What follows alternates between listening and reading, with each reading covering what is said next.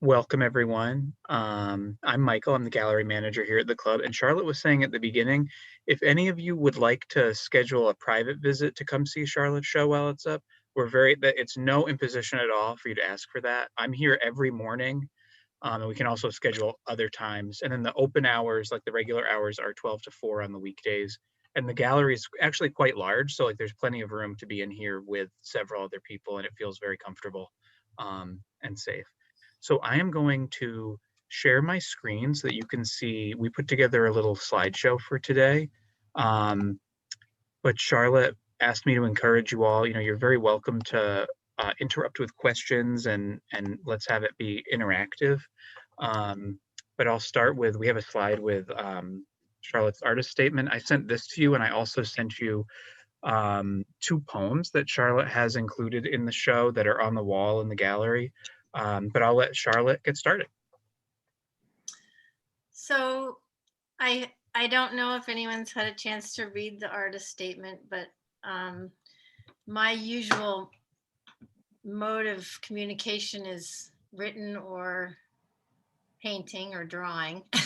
So I'm not really very comfortable with presenting, or, well, I mean, I guess I'm comfortable with presenting with my work, but not so much with my painting. So this is sort of a new format for me, this whole Zoom idea, and in terms of being on the spot about my work. And I'm sort of curious about, I mean, I sort of feel like Zoom as a medium is its own thing. And I mean, I think probably most of you are on Zoom for one thing or another. And so I wasn't really sure how to structure this artist talk. And I very much welcome anybody's, input. If you want to jump in and ask a question in the middle of what I'm saying, please do. Or if you want to just look at some of the work first and then ask questions, that's fine with me too. And Michael has done a few of these, but and we did a talk the last time I showed in 2018, but it was in person. It was a whole different thing. We sat in the gallery, and people came and talked to me and Kelly McCullough, who was my co-exhibitor. Or was that Joan? Was that, I can't remember which year it was, because was it you and me? Yeah, I think so. Yeah. Time. Okay, I'm actually thinking about 4 years ago or 5. But anyway, it's this artist's talk is really meant to sort of, I think, to let the artist share or to give viewers and gallery people who come to the gallery a chance to talk to the actual artist. So that's what I'm eager to do, is to just know what appealed to you in the show, or not, or just questions you might have. So I have the artist statement here just so that you know a little bit about my thinking about the show. And I think Michael sent around the other captions that I had with some of the art, but in particular, there was a piece, Vista, which was the large piece. It's probably the last Yeah, we can go to it. Which is kind of it. That piece I did with my daughter, Lucy, and we worked on it together. We had a board that's actually a sign from the library down in Barnstable. And it was up in the barn at our house. And Seth took it out and he said, "You guys should paint something on this. This would be a cool thing to paint on." And actually, my brothers-in-law are always finding things for me to paint on, a piece of slate or a piece of driftwood, and it's fun. It's kind of a fun thing, and it kind of shakes things up a little bit from painting on canvas, which is what I normally do. But we decided one day to do this piece together, and we had never done a collaboration before.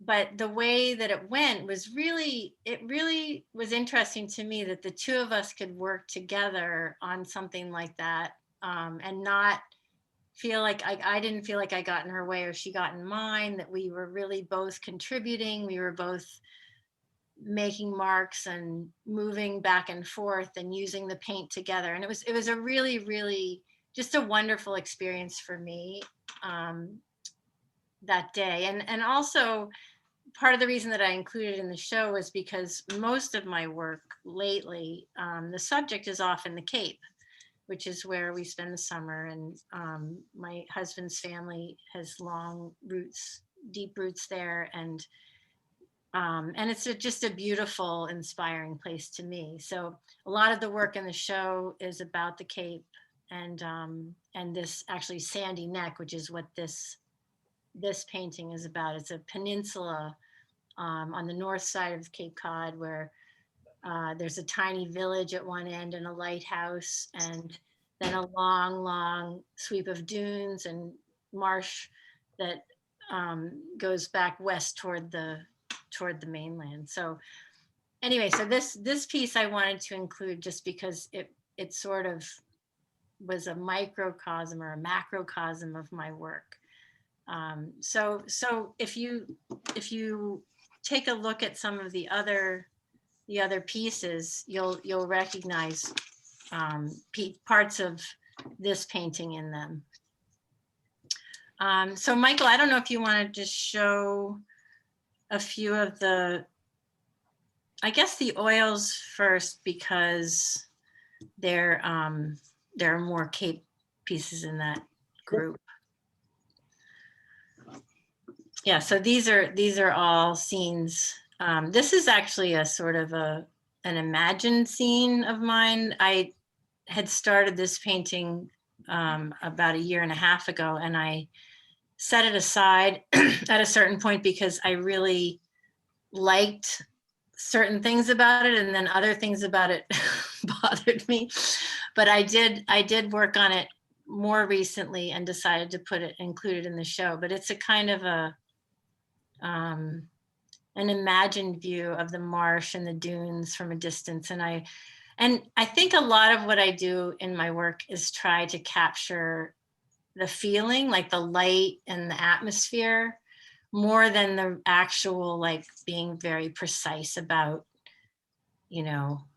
where things are in the landscape. And I usually and often include some sort of an architectural part of it, element in the paintings, but this one doesn't really have that. And I sense in my own development as a painter that I might be moving away a little bit from that very, well, like an architectural approach where I'm really trying to delineate forms and starting to just really work on the color and movement in the painting. So yeah, so this is another small painting that's probably 24 inches by 8, I think is what this one is. And again, I kind of make it up based on memories of the dunes of Sandy Neck, and just try to, I'm always, when I'm out walking, I'm always looking and trying to remember colors and light and shade and how things look in the light, because you can never, even when I paint plein air, things change minute to minute. You can be looking at the dunes 1 minute and then they're lit up a certain way, and then a second later it's different. So it's basically, for me, these dune paintings are like an exercise in trying to create a certain feeling, I think. Were you using a palette knife in this at all? Sure. Yeah, so this one, I started to use a palette knife more, and actually like all kinds of things, a rag and things, based on, I was taking a class with Sam Green last year, who's another art club, wonderful teacher at the art club, another art club member artist. And he, in his class, he was always encouraging us to do things quickly and then to be really free about changing things in the painting. and I loved his class. I really felt like I took a lot from it, in that my work since that class, I have been willing to just sort of, wipe out the sky if I'm not happy, or to add paint with a palette knife, or to use use different things. Like I've used credit cards because they have a nice stiff plastic edge to do things, to put down paint. And so that, yeah, this one definitely had some different materials that I was using, different implements that I was using in it. I don't know if you want to, change to. So this is a pretty large painting. It's like 24 by 27 or something like that. And I was trying to learn how to do sky. I'm trying to learn how to do skies always. And this one, I kind of liked the sky. I felt pretty good about how it came out in the end. And again, There's a lot this of great one, texture in it. it's very textured. Yes. Is that what you said, Michael? Yeah, it's great in person. It's really nice. Oh, thank you. Yeah. And then this is a really small Dune painting. And those paintings are about, I think they're 8 by 8. And I have been working a lot in that size, just because it's a good size to be able to do a painting in one sitting. And I just sit and do something. If I'm just feeling like, I want to paint and I don't have a ton of time, I'll sit down and do something small like this. And this one, actually, you can sort of see almost, I used a lot of turpentine in the water area, and you can see how it sort of ran down a little bit, I think, during the drying process, or so there are several textures in this one as well.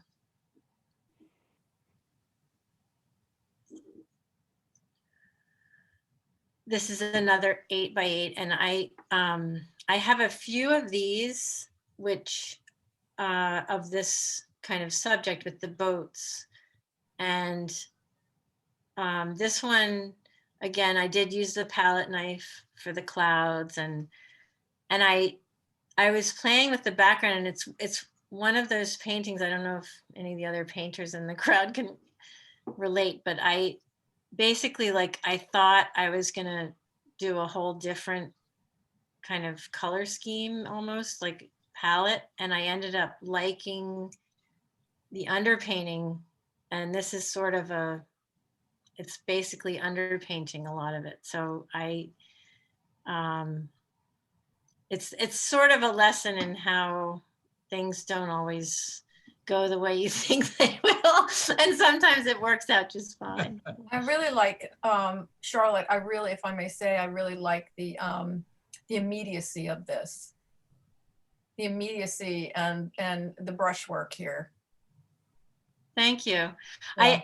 I sort of wish, so I had another painting that I was going to include in the show, but when I sometimes post my work on Facebook, and one of my friends, as soon as I posted it, she said, "I'd really like to buy that painting. Can I have it?"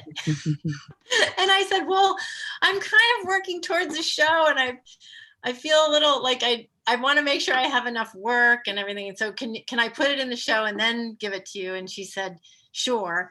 But the art club's policy is to only have one not for sale painting in the show. So I put that Vista painting in and kept that one out. And I sort of wish I had to show it to you. It's somewhere in the house, but it was the one that I did first before this one. And it's much tighter. It's much more like controlled and everything. And it's almost like I should probably do that all the time, like do a painting and then just do another one right after that I just do, because it tends to work out well, like you sort of loosen up. It's like warming up for something, There's so much energy and vibration. Mm-hmm. Thank you, Nancy. Mm. So this is another one part of that time. These were all done last summer, and this one's a little tighter, and I didn't like it at first, but when my daughter hung it up in her room for a while, and I found that once when I hung it and stood back from it, that I kind of like it. Like it kind of worked in a certain way. I like the way the water works. I don't know. So I don't know what other people's reactions are, but I mean, if anybody wants to comment, please do. I think the water's successful too. Well, I mean, that sort of transition of color in water surface, I think is, I mean, I wouldn't be able to do it. So I think it's interesting to see other people be able to do it well. And someone posted in the chat, William Breed said, awesome. Guess who that is? That's my brother. Thanks, Bill. Yay for brothers. That's great. I like the complementary yellow in the foreground with the purple in the top, the background. And I like the shape, Charlotte. It's really nice. Oh, thank you. Actually, see, that's something that I couldn't have put my finger on. I bet that's true. The purple and the yellow kind of do that complement. Your eye bounces back and forth, so it keeps you engaged. Me, anyways. Great, thank you. We can go. Let's do it. Okay. Yeah. Oh, and this was one that I had a photograph and I did want to do a bunch of our little yacht club there, which I didn't end up painting that much of that subject this year, but I did it. And then it was only later on that I kind of realized how it really did show that we had this sort of COVID summer. Like people didn't hang around. There weren't kids running around as much. The umbrellas aren't up. There's that rope in the front keeping people from walking through that way because they didn't want people going. They wanted people going in one direction. I'm not even sure what that was all about, but in the end, like it was sort of like emblematic, and this is sort of I don't know, it's a little bit different the way it's painted for me, but I had fun doing it, and I'm still searching. I'm still an artist searching for a style. I think I'm not really fully formed, which is kind of what makes it fun for me.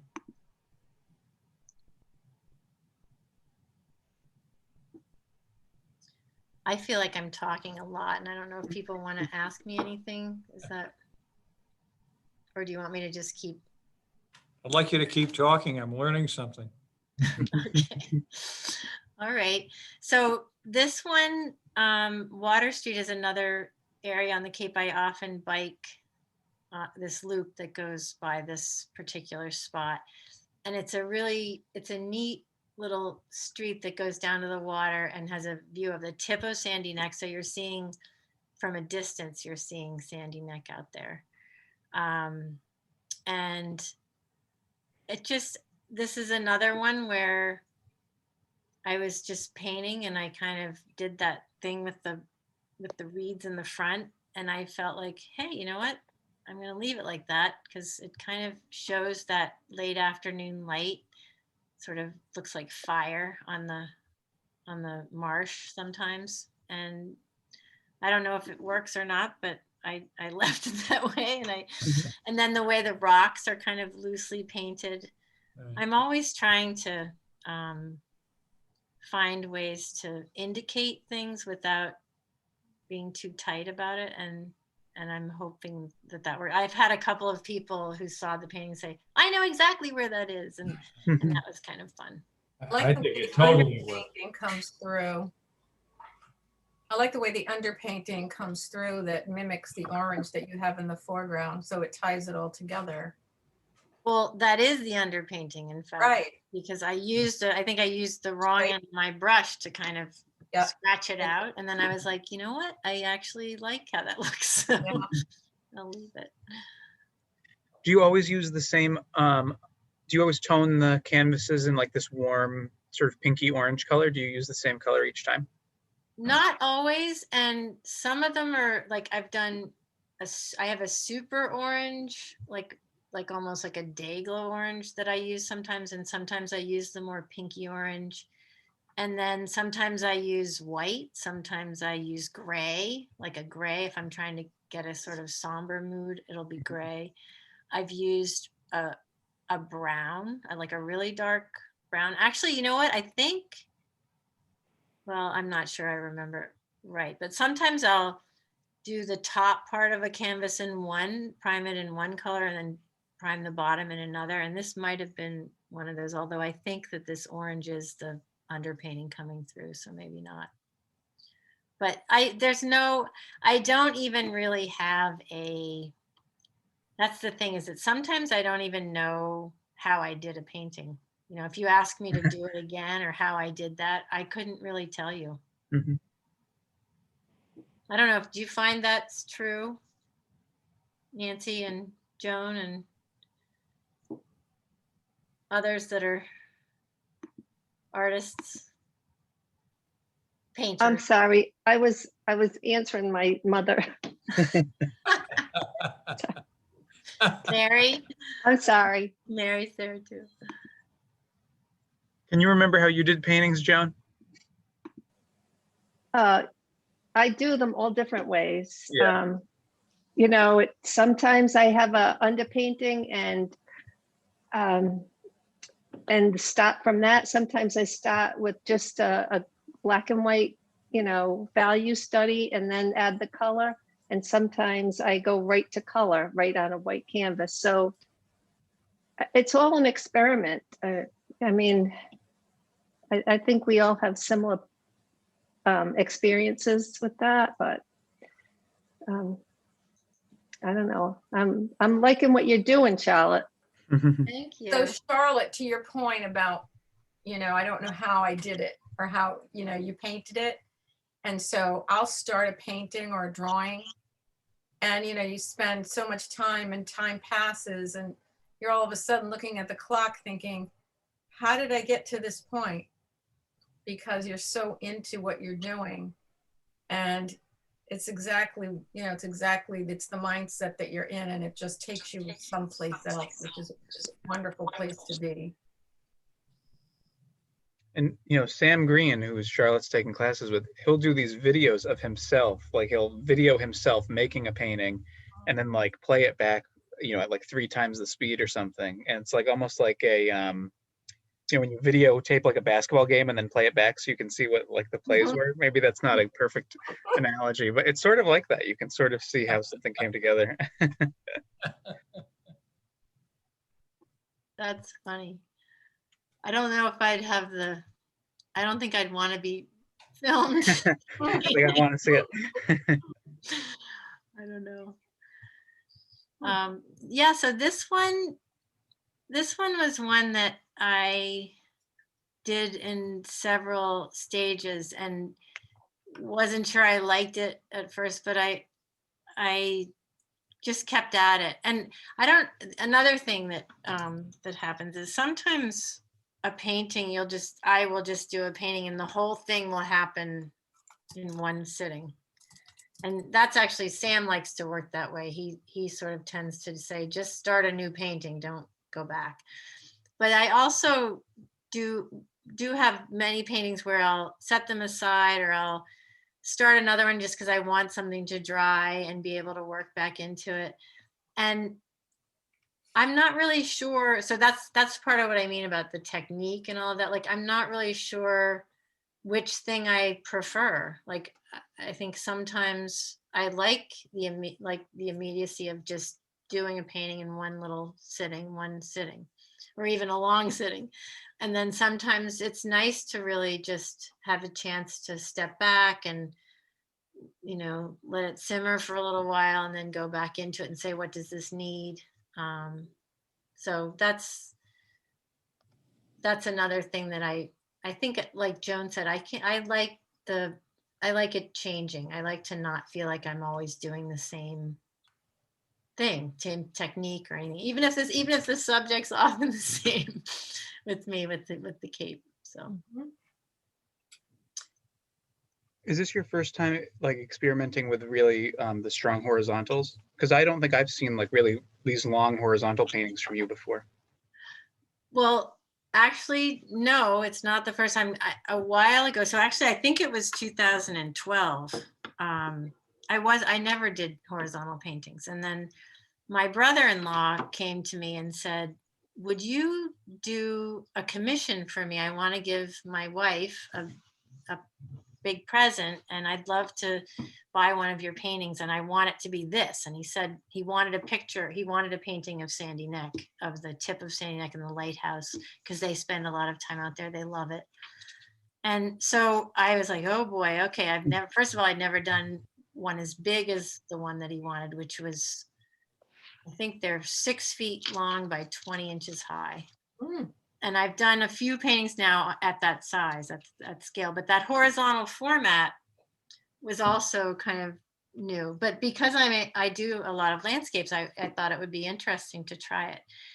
So I love that format because it does allow you to explore. I mean, it's almost like doing several paintings in a row, because you're sort of composing each part of it. You have to compose each part of it or it won't hang together. That said, the large ones are difficult. It's difficult to do. And I did a painting that was in a show. I don't remember, it was one with Kelly, not Joan. It was 2 shows ago. And it was of Providence's, the Point Street Bridge and the hurricane barrier, and sort of looking west towards the west side of Providence. And I can't tell you how I struggled with that painting, because there was a lot going on architecturally, and it was really hard to get all of the parts of it. I never really felt like it was done, actually. But I have to say that horizontal format is like, each format has its own, I don't know, restrictions or opportunities or whatever you want to call them. But I am liking the horizontal format for certain things. And then I'm liking that little square format, because it's very, I don't know, it's sort of, it's a shape that we're all used to, that square, So what do people think about horizontal versus, landscape versus portrait? Or Nancy, do you have a certain format that you gravitate towards, or? Well, it depends on the subject matter, but I do like the square as well because I find it more intimate. But as far as the horizontal, this is more panorama that gives you a really great, expanse of place. And it's more, for me, it's more meditative and reflective, especially the way that you're handling it. And I think that, the ones that we've seen so far of this type of format that you've been painting are really, it expresses the solitude that you want to portray in your paintings. And so I feel that you've been very successful. These are very calming. But in terms of, the format, vertical versus horizontal, for me, it just depends on the subject matter. Mm-hmm. Mm-hmm.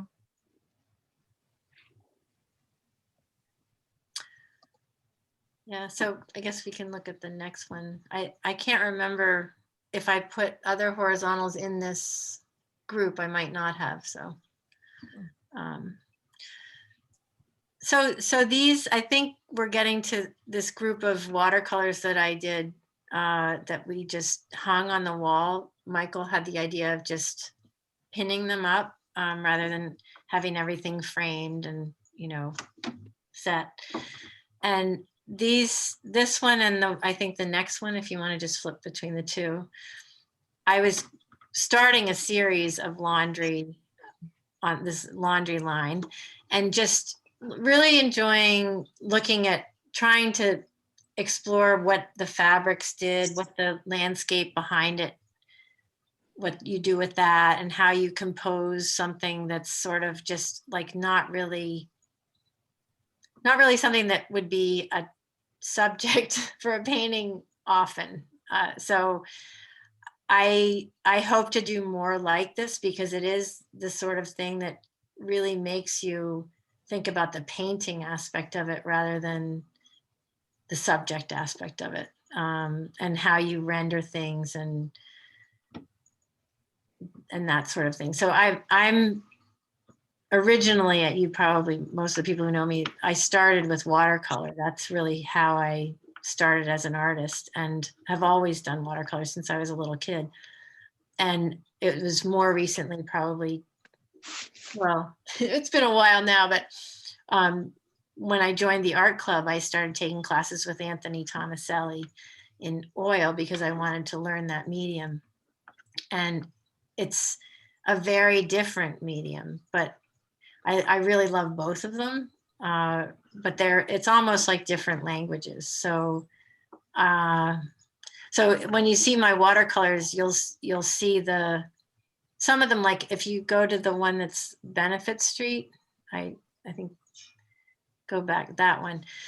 I started, well, not really started, but part of my architectural training and work was doing a lot of renderings for employers that I worked for. And so I often used watercolor to develop those renderings. And so you see that, and oftentimes people will say, oh, your drawings of buildings are so strong and everything. And I think, well, I'm an architect, it sort of makes sense. But it's kind of like this delineation, like I start with a drawing and then paint into it. I'm now trying to move away from that a little bit to develop my sense of immediacy with the watercolor in the same way that I have with the oils, I think, that I'm working on. So anyway, so you might see that sort of architectural drawing in this one, whereas like in the laundry painting, I was really working at trying to just use the brush strokes and use different size brushes to render in those pieces. So I have a question for you, or a Yeah. couple of questions. So what is the positive aspect of watercolor versus oil, and vice versa? Positive aspect. Well, I mean, I love the freedom that watercolor, like you can take your watercolors anywhere. You can, I bring them on any little trip I take, and I bring a little sketchbook or a little pad, and you can just do it anywhere. You can sit down and do something in 10 minutes. And oil's a lot more of a commitment, you do a lot more prep work, you set up, once you're set up, you want to be there for a little while, because you squeezed your paints out and all of that. So I think that in that way, the watercolor is easier for me. Like it's easier to access that mind you're talking about, that kind of single-mindedness where you just focus on one thing for a little while, which I find very helpful to me in my life.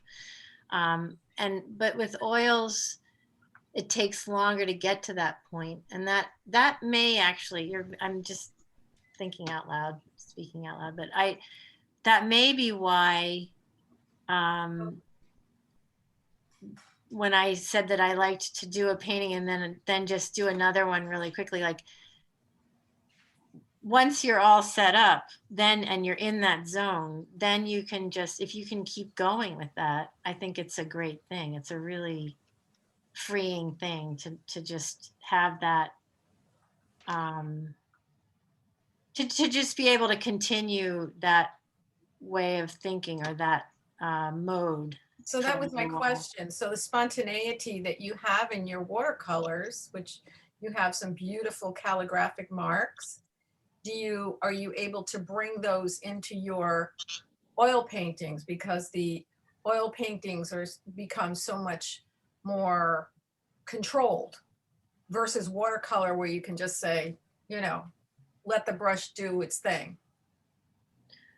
Yeah, no, I think so. I think even in the oils, like Actually, I have an easier time with the oils not drawing first because the techniques, what techniques I have with oil coming from classes with Harley and Anthony, basically you learn to just, that you're laying down the structure of the painting and then you're adding detail and you really are just drawing with your paintbrush. Like you can't, unless you're doing paint by numbers, you're not really able to do that. So you have to at some point let go of being precise and you have to just say, okay, I'm going to put this color here with this brush and see how it goes. Right? It's a difference between, because when I look at Sam Green's work, I think he would be a fabulous watercolor painter because of the way he paints. You know? I bet he would. Yeah. Yeah. Yeah. So there's a, actually, Michael, that painting of the dune grass shows a little bit more of the, like free brushwork that, so this one I did, this is from a photograph, which basically the photograph looks nothing like this painting. So I started with the photograph, but what I was trying to do was remember how that cool light at the end of the day, like how it makes cool shadows, but then warms up the dune grass. And I didn't draw at all. I think I just painted this without any drawing. And like Nancy said, like the calligraphy, that's what Bill Lane likes to call it, calligraphy. The little marks that are done after you lay in the tones and everything like that, that's the part where you kind of just experiment and you sort of think, well, now what would make this feel like grass, or what would make this feel like those pokey things that you step on when you're in the dunes, and you know, so and also those shadows. I was really trying to work with those purple shadows. But you can see the difference between, I'm like it's like I have two personalities. I really do love those precise, you know, drawings of buildings where I'm showing all of the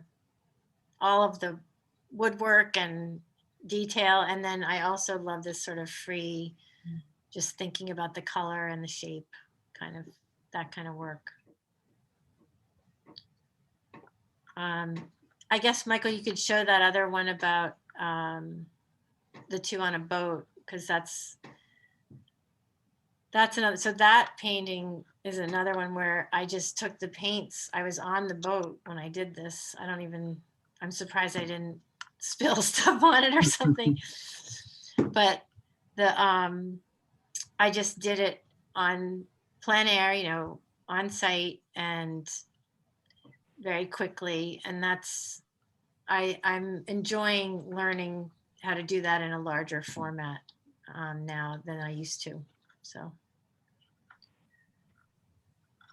I think we looked at everything, didn't we? At least all the things that I put in this. Did you want to talk a little bit about the, I think we included some of the Vermont things. Did you want to talk about these at all? Oh, winter things. So yeah, so winter, that's another thing that I'm enjoying, is learning how to paint snow and how to make a winter scene and make it feel wintry. So I did include, partly because the show's in the winter, but I included some work that's showing winter.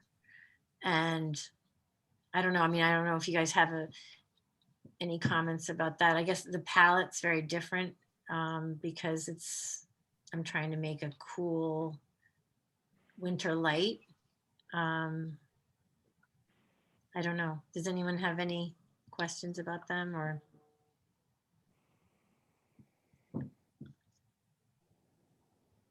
I love the shapes in that one. I thought it was really odd, and the buildings against the sky and the freshness of the perspective. So I thought the whole thing was really successful. Thanks, Mary. Yeah, that's another one where the shapes and the composition, like how the barns met the sky and the way I painted it with different textures. I had fun with that, and I sort of want to explore that a little bit more. Like this painting, Mary, reminds me, not exactly, but Warren's work that he's doing with where he starts with these photographs, which of course are incredible, his photographs, and then he's playing with the colors to just create and textures to create the mood of his work. And that's kind of what I'm hoping to do in these kinds of paintings.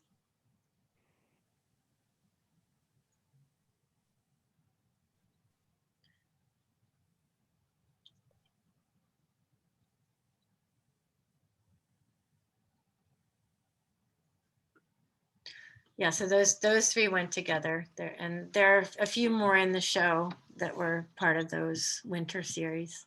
Charlotte, could you talk just a little bit more? I love this one that you did with your daughter. And I'm just so intrigued by how, so I don't paint, but I play music sometimes with my kids. And I'd be interested just in sort of, what the interplay was and just more procedurally how it worked. How did it work?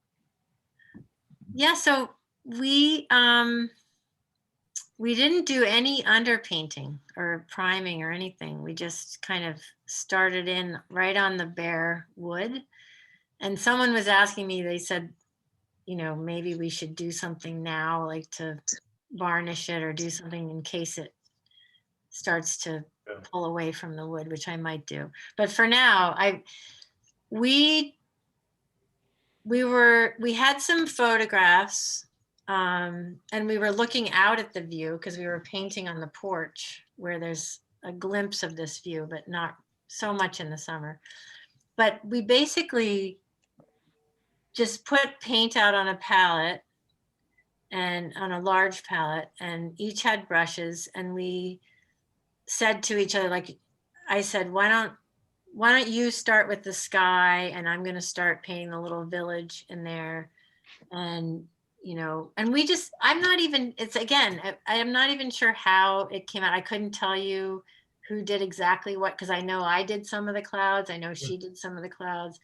I know we both worked on the dunes and the green areas, and then we loved the way that the wood came through, and some of the, I don't know whether that was paint that was on the back but some of that brown area in the front that looks so much like sand. We just loved the way that it really felt like the way when you look across at low tide, there's some sand that appears, and then the deeper parts of the water. So I would just say that like a collaboration like that, which I shouldn't say that. I've done a lot of collaboration in my architectural work, of course, and some musical collaboration because I love music too. Oh. And it's, how that is. Like sometimes it works and sometimes it doesn't. Yeah. And this one just seemed to sort of happen, and it was great. And I hope that Lucy and I will be able to do some things like that again. Yeah, it's so great. I just love the idea and the result as well. And sometimes those two don't always work out the same, but beautiful. I love the work. Just spectacular stuff. I can't Thank say you so much for showing. I'm gonna get in. Thanks. Take care. And I can show you all just we took a few photos today of what the pieces look like in the gallery. So just to give you a sense of how everything hangs together, it's nice you can get a sense of the scale of the Vista piece in the back there and how things are hung in the space.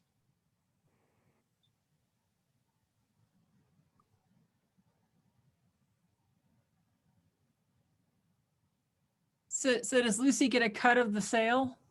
Well, that one's not for sale, Anne, so I don't know, unless we decide to sell it, unless someone offers us a huge amount of money, we're gonna hang on to it.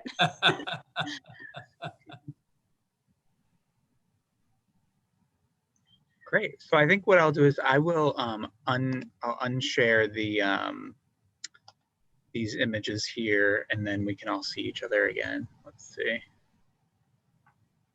There we go.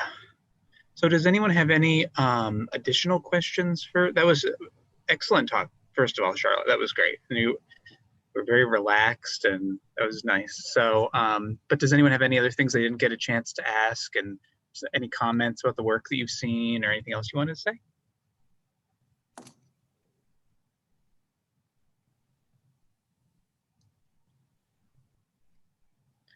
Everyone seems muted. Thank you, Charlotte. That was fabulous. I'm not sure we'll be able to get there, but what a treat to see them and to see the gallery view. Thank you very much for showing us that. Oh, you got noise. I'm That's glad right. you could come. A treat. Charlotte, thank you very much. And Michael, I'm going to call you tomorrow and I'll arrange a time to come over. Cool. Great. Yeah. It would be great to see the gallery view online if we can't make it over. Would that be possible?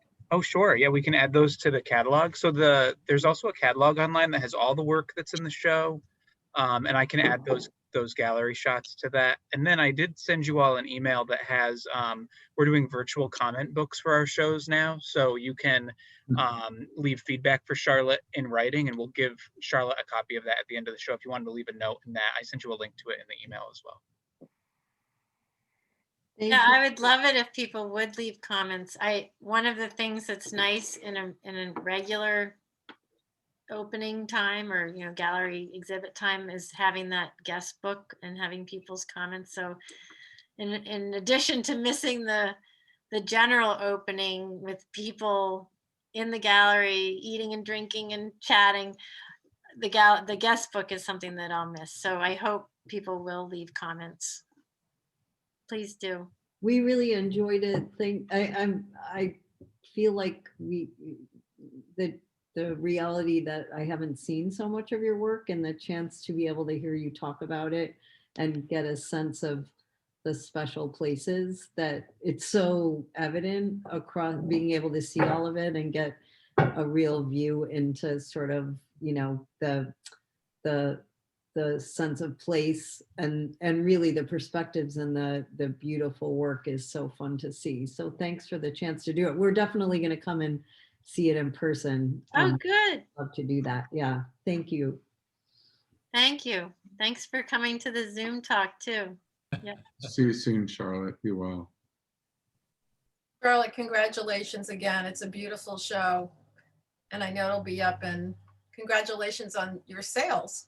Oh, thank you. Far. Yeah, that's great. I'm going to sign off. So we'll see you soon. Yep. See you soon. Bye-bye. Bye. Thank you and have a nice evening. Yes. Thanks for coming, Tom. And stay as enthusiastic as you are about all of these paintings. I think it's wonderful. You have a great deal of energy and enthusiasm for this. This is fantastic. I love it. Thank you. Have a nice evening. You too. Bye-bye. Bye. Bye. Charlotte, I'm so glad, it's Elisa here, that I got to see some of your talk, and it's wonderful. I love seeing the gallery shots. It's so elegant. So Elisa is a very dear friend of mine who is an exhibiting artist as well as an architect. And I've been to many of her openings and exhibits, and she does fantastic, what would you call that? It's sort of installation work. Really? Yes, a lot of the work is installation work. You're very nice to say that. Yeah, installation work, and of course, drawings are always at the heart of everything. So always drawing. But thank you, Charlotte. You've been wonderful coming to so many shows, and I'm glad I got to attend this one, at least virtually. But I can't wait to come in person to the next one. Hope so. Hey, Charlotte, it's me. Hello. It was so nice listening. I'm the only non-artist in the crowd probably, but it was so nice. I love hearing your fellow artists talk to each other about their work and their experiences and their lessons. That was amazing. So Tom is speaking of artists, I am married to one. He's desperate to see the show. And I think, Michael, did you say it's only open during the week, which would be really tough, 12 to 4, or might we come down on weekends and open? We're happy to open on weekends. So my email is just michael@providenceartclub.org. If you want to email me or call, we'll be happy to set up a time. Okay, beautiful. All right, we'll try to set that up for very soon. Good. All right, I'm gonna sign off too. I Mhm. really enjoyed that. Thank you. Thanks for coming, Nancy. I'll Talk to you soon. You bet. Can I just add that one of the silver linings is I'm in Vermont and I get to attend this, which is amazing. So I hope that this kind of way of being able to reach out to the broader community for, artist communities and just have a broader audience will continue in some form. It's one of the great things about the Zoom access to artist talks. Yeah. Incredible. Yeah, we found that as well. I'm glad that you said that. Yeah. Well, that was great. Thank you so much, Charlotte. That was awesome. Good job. Oh, thank you, everybody. Thanks for coming. I really appreciate it. It's fun to talk about. It's fun to talk about the work. It was a big effort to get everything pulled together. So having this kind of ability to really talk to people who've looked at the work is really special. It was very nice for me. So thank you all for attending. Charlotte, it's your dad. I want to say, what an adventure into art and beauty. You just a unique, outstanding adventure. And also, there's a lot of it. You look, the similarity to your mother is striking. As you age, you look more and more like her, which is pleasant for me. So thank you so much. Thank you. Well, thank you all. So good night to everyone. Thank you for joining us. And Charlotte, I can send you the video of this first so that you can sort of look through it, and then we can circulate it afterwards if you want to. Okay, that sounds great. Great. All right, thank you for coming, Susie and Frida and Elisa and Bill and Alf and Dad. And thank you so much, Michael. No problem. Anytime. Have a good night, everybody. Thank you so much. Thank you. Good night.